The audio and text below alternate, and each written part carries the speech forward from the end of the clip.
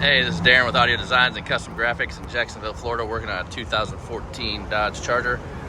We have a relocation kit for the radio that puts it up top instead of like the aftermarket kits that have it down below. So this one here actually will replace the radio up top there, and then we have a relocation piece down here for the bottom, so everything still works on this screen here. And then up here, and then we added a backup camera as well, so when you put it in reverse, the camera shows up. And then we tied in the steering wheel controls. So do volume up, volume down, track forward, change all your sources and everything.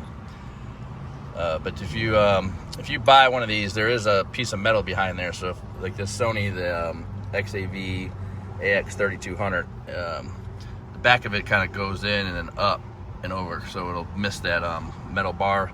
So there's some plastic you have to cut out, but if you get a regular double din, you do have to cut all that metal out behind there, so it might be a little bit challenging. But we do sell these on our website, store.audiodesigncg.com. I'll put a link in the description. Check them out. If you're in Jacksonville, give us a call, 904-333-2322.